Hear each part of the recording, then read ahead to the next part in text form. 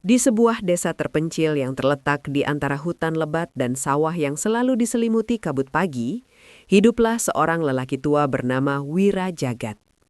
Desa itu jarang tersentuh oleh dunia luar. Jalan tanah merah menjadi satu-satunya penghubung dengan peradaban, dan listrik hanya menyala ketika malam benar-benar sunyi. Namun bukan keterpencilan itu yang membuat desa ini dikenal, melainkan satu kepercayaan lama yang diwariskan turun-temurun. Ayam hitam sebagai media ilmu gaib. Ayam hitam bukan sekedar hewan ternak di desa itu.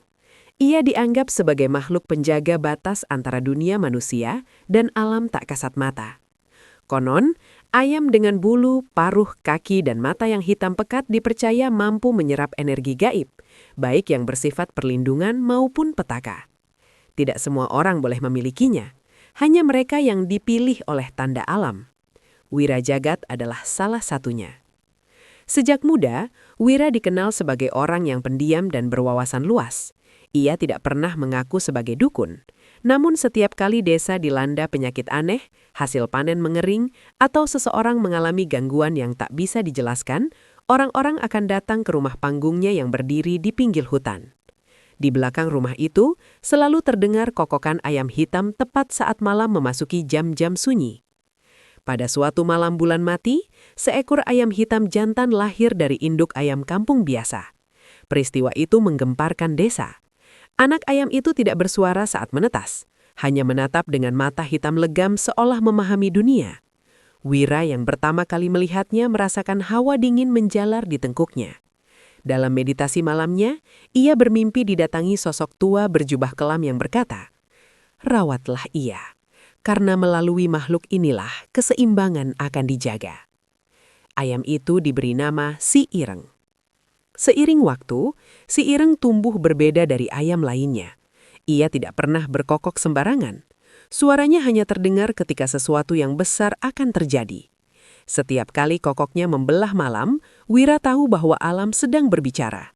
Kadang tentang bencana, kadang tentang kelahiran, dan kadang tentang kematian. Namun kekuatan selalu datang dengan harga. Suatu hari, seorang pemuda desa bernama Raka datang dengan wajah pucat dan mata kosong. Ia mengaku sering melihat bayangan hitam mengikutinya sejak pulang dari hutan terlarang. Wira tahu, ini bukan gangguan biasa.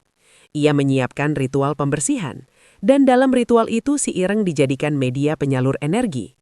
Ayam hitam itu berputar-putar di lingkaran asap kemenyan, bulunya berdiri dan matanya memantulkan cahaya api. Ritual berhasil, Raka sembuh. Tetapi sejak malam itu Si Ireng menjadi lebih pendiam. Ia berhenti makan selama 3 hari. Wira menyadari bahwa setiap ritual menggerogoti ikatan antara ayam hitam dan dunia fana. Semakin sering digunakan, semakin tipis batas hidupnya. Desa mulai terbelah. Sebagian warga menganggap ayam hitam sebagai penyelamat. Sebagian lain mulai takut, menganggapnya sumber kesialan. Bisik-bisik mulai terdengar. Ilmu Wira terlalu dalam. Ayam hitam itu membawa maut. Wira hanya tersenyum pahit. Ia tahu, ketakutan adalah bagian dari ketidaktahuan. Tetapi ia juga tahu, waktunya tidak lama. Si Ireng adalah penjaga terakhir. Jika ia pergi, keseimbangan desa akan runtuh. Pada malam Jumat Kliwon berikutnya, Si Ireng berkokok panjang, lebih panjang dari biasanya. Wira terbangun dengan dada bergetar. Ia tahu, ini bukan pertanda untuk orang lain. Ini adalah panggilan untuk dirinya sendiri. Di bawah cahaya bulan yang samar, Wira duduk bersila di hadapan kandang Si Ireng. Ia mengelus bulu hitam Si Ireng, merasakan denyut energi yang pelan namun dalam. "Sebentar lagi," bisiknya. "Ilmu ini harus memilih pewaris." Dan dari kejauhan, angin hutan berdesir membawa aroma tanah basah, seolah alam bersiap membuka bab baru. Bab pertama dari perjalanan kelam itu pun dimulai. Sejak malam Jumat Kliwon itu, Wira Jagat tidak lagi tidur dengan nyenyak. Setiap kali matanya terpejam, ia mendengar suara kepakan sayap yang berat, disusul bisikan lirih yang tidak berasal dari dunia manusia. Bisikan itu tidak mengancam, tetapi memanggil, seolah meminta didengarkan. Si Ireng kini bukan hanya penjaga keseimbangan, melainkan juga pembawa pesan dari alam gaib yang mulai gelisah. Desa perlahan berubah. Anak-anak yang biasanya berlarian di sore hari, kini lebih sering dipanggil masuk sebelum matahari tenggelam. Para orang tua menutup pintu lebih awal dan lampu minyak dinyalakan sambil dibacakan doa. Beberapa warga mengaku melihat bayangan ayam hitam berdiri di atap rumah mereka saat malam, padahal si Ireng tak pernah keluar dari kandangnya. Wira memahami satu hal yang menakutkan. Energi yang terkumpul di tubuh si Ireng telah melampaui batas wajar. Ayam itu kini menjadi simpul, tempat berbagai niat, harapan, dan ketakutan manusia berkumpul. Jika simpul itu tidak dilepaskan, maka ia akan pecah dengan cara yang paling menyakitkan. Dalam perenungan malamnya, Wira kembali bermimpi. Kali ini sosok berjubah kelam tidak datang sendirian. Di belakangnya berdiri bayangan-bayangan lain, samar, tanpa wajah. Ilmu tidak boleh berhenti, tetapi tubuh tua tidak mampu lagi menahannya. Saat terbangun, Wira tahu apa artinya. Ia harus menemukan penerus. Pilihannya tidak banyak, namun satu nama terus muncul dalam pikirannya. Raka, pemuda yang pernah diselamatkan oleh ritual ayam hitam itu, kini sering datang membantu Wira, membersihkan halaman, menyiapkan sesajen, tanpa banyak bertanya. Di mata Wira, Raka memiliki dua hal penting, luka batin yang dalam dan keberanian untuk bertahan. Namun, pewarisan ilmu gaib bukan perkara mudah. Tidak semua orang sanggup menahan konsekuensinya. Wira mulai menguji Raka secara halus. Ia memintanya berjaga sendirian di dekat kandang si Ireng pada tengah malam. Angin berhembus dingin dan suara hutan terdengar lebih hidup dari biasanya. Raka merasakan tekanan di dadanya, seperti ada sesuatu yang mengamatinya dari balik kegelapan. Tetapi ia tidak lari. Ia duduk, menunduk, dan bertahan hingga fajar menyingsing. Si Ireng memperhatikan semuanya. Ayam hitam itu mendekati Raka, mematuk tanah di depannya, lalu berdiam. Sejak malam itu, si Ireng berhenti berkokok sembarangan. Ia hanya bersuara ketika Raka berada di dekatnya. Sementara itu, ketakutan warga mencapai puncaknya. Seekor ternak mati tanpa luka. Seorang ibu jatuh sakit dengan demam tinggi dan mengigau menyebut bulu hitam berulang-ulang. Desas-desus berubah menjadi tuduhan. Beberapa orang mulai mendesak kepala desa agar mengusir Wira dan memusnahkan ayam hitam itu. Wira tidak marah. Ia justru semakin tenang, seperti seseorang yang telah menerima akhir. Ilmu gaib bukan untuk disukai, melainkan untuk dipikul. Pada malam penentuan, Wira menggelar ritual tanpa memberitahu siapapun. Hanya ia, Raka, dan si Ireng. Api dinyalakan kecil, kemenyan dibakar, dan tanah digores membentuk simbol kuno. Wira membuka rahasia terbesar. Ayam hitam bukan sumber kekuatan, melainkan wadah pengorbanan. Setiap ilmu yang bekerja, selalu ada yang membayar. Saat ritual berlangsung, bulu si Ireng rontok satu persatu, berubah menjadi abu hitam. Raka menjerit ketika dadanya terasa berbakar oleh sesuatu yang tak terlihat, tetapi Wira menahan tubuhnya. Ia bilang, jika kau lari sekarang, maka kegelapan akan mengejarmu seumur hidup. Raka bertahan. Ketika fajar menyentuh ufuk, ritual berhenti. Si Ireng masih hidup, tetapi kini matanya tidak lagi sepenuhnya hitam.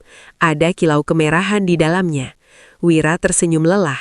Ia tahu, satu langkah telah dilalui, namun jalan di depan akan jauh lebih gelap. Dan di balik hutan, sesuatu mulai terbangun. Sejak ritual malam itu, Raka tidak lagi sama. Tubuhnya sering terasa dingin meski matahari menyengat, dan di telinganya kerap terdengar suara samar seperti napas yang bukan miliknya. Ia mulai memahami apa yang selama ini ditanggung Wira Jagat.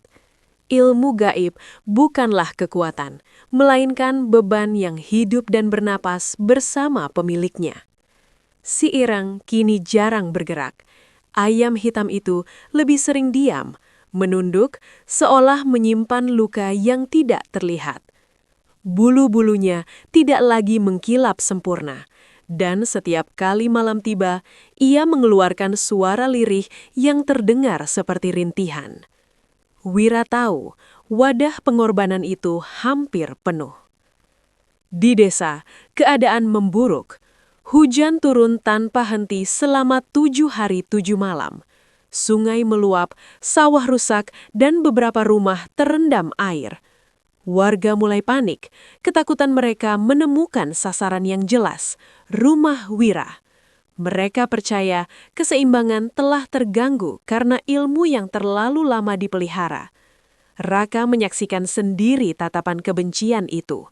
Obor dinyalakan, bisikan berubah menjadi teriakan. Nama Wira disebut dengan nada tuduhan. Ilmu itu harus dihentikan.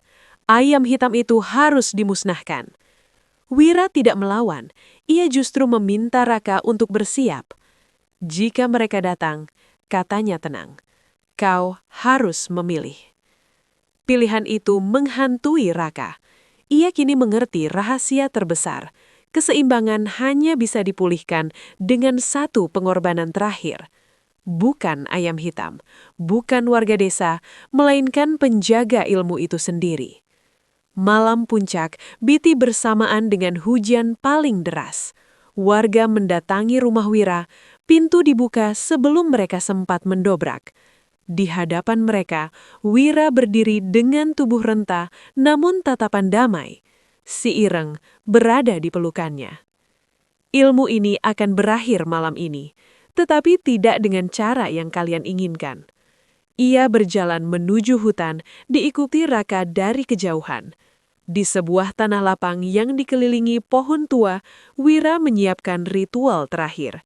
Tidak ada simbol rumit, tidak ada mantra panjang.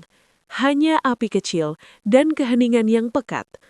Wira menyerahkan si Ireng kepada Raka. Untuk pertama kalinya, si Ireng tidak menolak. Sekarang kau tahu kenapa tidak semua orang dipilih. Wira duduk bersila, napasnya teratur, tanah bergetar pelan, angin berhenti. Dalam sekejap, energi yang selama ini tertahan dilepaskan. Api membesar, lalu meredup. Wira tersenyum, senyum seseorang yang akhirnya selesai menjalankan tugasnya. Ketika cahaya pagi muncul, Wira Jagat telah tiada. Tubuhnya menyatu dengan tanah, seolah alam sendiri yang menelannya. Si Ireng berkokok satu kali, kokokan terakhir yang menggema hingga ke desa. Hujan berhenti, sungai surut, langit cerah. Warga menemukan Raka berdiri sendiri di tepi hutan, membawa ayam hitam yang kini tampak lebih tenang. Tidak ada lagi kebencian di mata mereka, hanya rasa bersalah dan takut. Tanpa berkata apapun, Raka menunduk memberi hormat ke arah tanah tempat Wira menghilang. Ilmu tidak musnah, ia hanya berpindah. Namun Raka tahu, bab terberat belum datang. Karena kini, ialah penjaga terakhir, dan dunia gaib tidak pernah membiarkan hutang kekuatan dibiarkan tanpa tagihan. Di dalam kegelapan hutan, sesuatu mengamati, menunggu. Waktu berjalan, tetapi desa tidak pernah kembali seperti semula. Setelah kepergian Wira Jagat, hujan memang berhenti. Tanah kembali subur dan penyakit aneh menghilang. Namun ada satu hal yang tertinggal. Keheningan yang terlalu sadar. Seolah alam kini terus mengawasi setiap langkah manusia. Raka tinggal di rumah panggung itu sendirian. Rumah yang dulu terasa hangat kini sunyi, penuh bayangan kenangan. Ia merawat si Ireng bukan sebagai alat, melainkan sebagai pengingat. Ayam hitam itu tidak lagi dikurung. Ia bebas berjalan di halaman, masuk ke hutan, lalu kembali saat malam tiba. Namun setiap kali ia kembali, matanya memantulkan sesuatu yang dalam, seperti mata makhluk yang telah melihat akhir dan awal dunia. Raka mulai mengalami mimpi yang dulu hanya dialami Wira. Ia melihat jalan-jalan gelap tanpa ujung, suara-suara yang memanggil namanya, dan bayangan yang meminta pertolongan.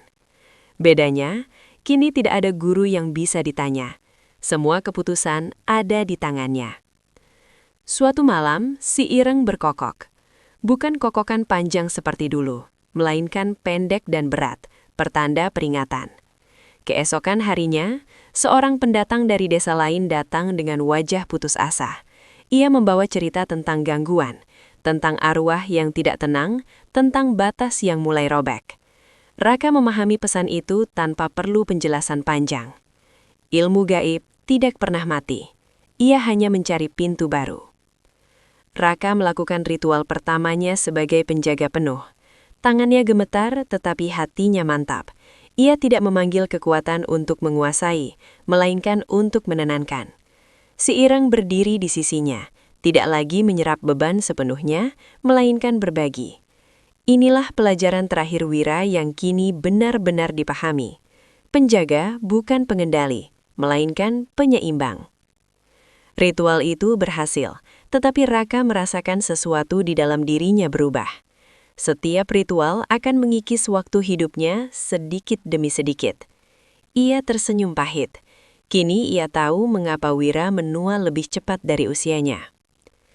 Hari-hari berlalu. Desa kembali mempercayainya, tetapi Raka menjaga jarak. Ia menolak dipuja, menolak ditakuti. Ia hanya menjalankan perannya.